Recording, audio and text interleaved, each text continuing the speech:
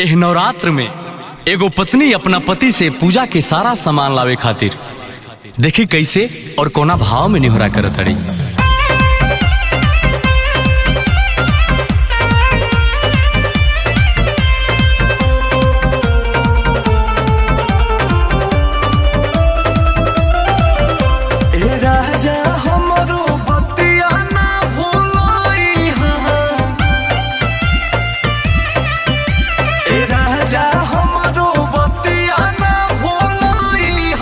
चुनरिया ले ले आई हा बजा जवा घरे जाई हा।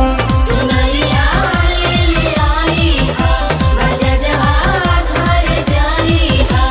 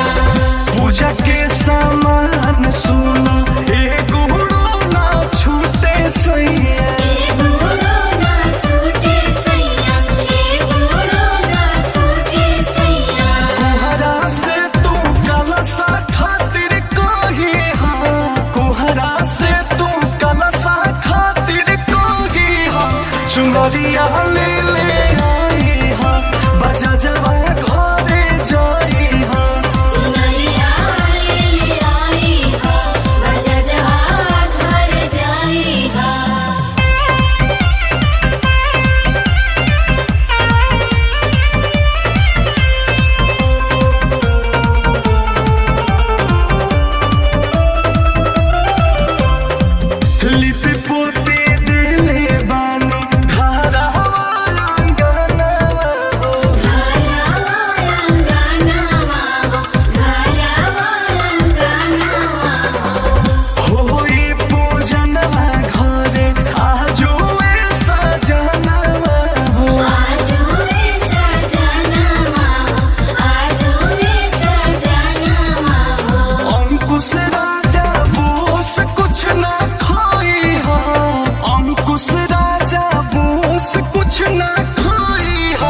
चुनरिया ले ले आई हा बजा जवा घरे जा।